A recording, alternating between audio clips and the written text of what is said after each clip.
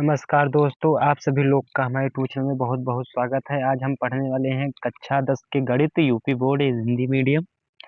2-4 वाले रैखिक समीकरण प्रश्न नंबर 3.1 का सवाल है। इसमें दिया है, इसको पहले प्रश्न को पढ़ते हैं, उसके बाद हल करते हैं दोस्तों। प्रश्न में देखते हैं क्या क्या दिया है, क्या हमको निकालना है। तो पहले एक बार पढ़ लेते हैं। दिया है, आफताब अपनी पुत्री से कहता है 7 वर्ष पूर्व मतलब पहले मैं तुमसे 7 गुनी आयु का था, 3 गुनी आयु का रह जाऊंगा। इस स्थिति को बीजगणितीय एवं ग्राफीय रूपों में व्यक्त कीजिए। इसको हमको कह रहा है कि ये 7 वर्ष पहले इनका 7 गुनी का था, फिर बाद में इनकी आयु कितनी होगी उसको हमको कंपाउंड करना है, ज्ञात करना, हमको निकालना है। तो सबसे पहले हम लिखते हैं क्या, माना। यहाँ से स्टार्ट करते हैं। सबसे पहले हम क्या लिखते हैं, लिखते हैं इसे हल। हल लिखते हैं, फिर कहते हैं क्या, माना। इस लिखते हैं माना आफ्ताब की, आफ्ताब, आफ्ताब जो हैं इनकी आयु क्या है, आफ्ताब की आयु, आयु बराबर क्या है, x वर्ष है। आफ्ताब की आयु क्या है, x वर्ष है। आफ्ताब की आयु x वर्ष है। 7 वर्ष पूर्व, 7 वर्ष पूर्व, पूर्व मतलब पहले, 7 वर्ष पहले आफ्ताब की आयु, आफ्ताब, आफ्ताब, आफ्ताब की आयु, आफ्ताब की जो आयु है 7 वर्ष पूर्व आफ्ताब की आयु कितनी है, x माइनस के साथ, x माइनस के साथ हो जाएगा। ये कह रहा है पहले, तो x माइनस 7 हो गया।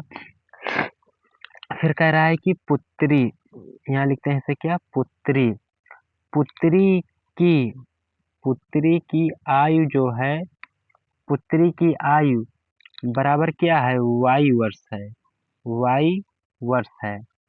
फिर लिखते हैं 7 वर्ष, 7 वर्ष, 7 वर्ष क्या लिखते हैं, 7 वर्ष पूर्व, पूर्व पुत्री की, पुत्री की वर्तमान आयु, वर्तमान, वर्तमान आयु, वर्तमान आयु जो होगा 7 वर्ष पूर्व वर्तमान आयु क्या होगा, y माइनस के 7 वर्ष। ये y माइनस के 7 वर्ष हो गया दोस्तों, y माइनस के 7 वर्ष। उसके बाद 7 वर्ष पूर्व इतना है। फिर लिखते हैं क्या दोस्तों, पुत्री की आयु इतनी है, y माइनस 7 वर्ष हो गया। अब लिखते हैं कि 3 वर्ष बाद, यहाँ से क्या लिखते हैं, 3 वर्ष, 3 वर्ष बाद, 3 वर्ष बाद आफ्ताब की आयु, आफ्ताब, 3 वर्ष बाद आफ्ताब की आयु, आफ्ताब की जो आयु है कितने वर्ष बाद, 3 वर्ष बाद, क्या हो जाएगा, x प्लस के 3 वर्ष हो जाएगा। ये हो गया यहाँ पर। उसके बाद फिर क्या है, 3 वर्ष बाद, ऐसे लिखते हैं 3 वर्ष बाद, 3 वर्ष बाद पुत्री की आयु, ये क्या है, पुत्री, पुत्री की आयु, 3 वर्ष बाद पुत्री की आयु बराबर क्या है, y और प्लस के 3। ये क्या है, पुत्री की आयु है, और वो क्या था, पिता की आयु था, आफ्ताब की। अब यहाँ से लिखते हैं क्या, प्रश्नानुसार, प्रश्नानुसार लिखते हैं। यहाँ पर हेडिंग डालते हैं क्या, इसे प्रश्न, प्रश्नानुसार, प्रश्नानुसार, प्रश्नानुसार क्या होता है यहाँ पर, पहले लिखते हैं x, x minus, x minus के 7, फिर ब्रैकेट बंद बराबर क्या लिखते हैं, फिर ब्रैकेट में y माइनस के 7, फिर गुणे में क्या है, ये 7 है, ये हो गया। फिर यहाँ क्या आता है, x माइनस के 7, x माइनस के 7 बराबर के क्या होगा, 7y माइनस के 7 सते 49, ये हो गया 7y माइनस 7 सते 49। यहाँ इतना हो गया। अब इसको यहाँ लिखते हैं क्या, x माइनस के 7y फिर बराबर के 49 प्लस के, प्लस माइनस के 7, ठीक, माइनस के 7 हो गया। फिर क्या लिखते हैं, x माइनस के 7y फिर प्लस के 42 बराबर के 0, समीकरण 1 बना हमारा, समीकरण 1 बना यहाँ पर। फिर इसको यहाँ पर हल करते हैं, इतना बना, फिर यहाँ से हल करते हैं, x प्लस के 3 x प्लस के 3 फिर बराबर क्या है 3 है, फिर y प्लस के 3, फिर इसको हल करते हैं, समीकरण क्या बनता है x प्लस के 3 बराबर 3y प्लस के 9, तो x माइनस के 3y बराबर के 9 माइनस के 3, इतना हुआ। फिर x माइनस के 3y बराबर के 6, तो x माइनस के 3y माइनस के 6 बराबर 0, समीकरण नंबर 2 यहाँ से बन गया। अब फिर यहाँ पे क्या लिखते हैं, एक हेडिंग और डालते हैं इसको थोड़ा सा हल करने के लिए। क्या लिखते हैं, प्रश्नानुसार, प्रश्नानुसार स्टेप 2 हल करते हैं। अब यहाँ से प्रश्नानुसार 2, प्रश्नानुसार सेकेंड नंबर से क्या है, इसको हल करते हैं। दिया है, यहाँ से स्टार्ट करते हैं। x माइनस के 7 है, फिर बराबर y माइनस के 7, फिर गुणे में क्या है यहाँ पर 7 है, इसको लिख देते हैं। फिर x माइनस के 7 बराबर 7y माइनस के 49, फिर x माइनस के 7 बराबर के 7y माइनस के 49, ये हुआ। फिर x माइनस के 7y बराबर माइनस के 49 और प्लस के 7, तो यहाँ पर क्या आता है, इसको थोड़ा सा ऊपर ले जाते हैं तब हल करते हैं अच्छे से।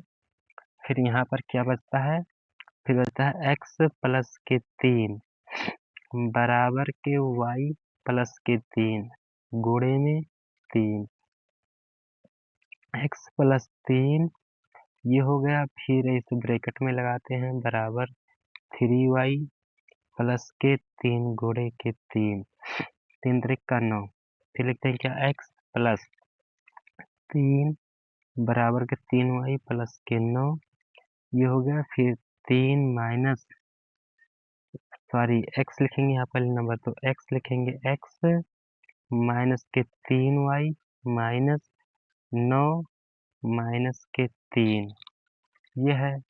फिर क्या लिखते हैं यहाँ पर, x लिखते हैं, इसे x होगा, फिर माइनस के 3y होगा, फिर माइनस के 6, समीकरण नंबर 2, ये हमारा समीकरण हमारा बन गया है दोस्तों।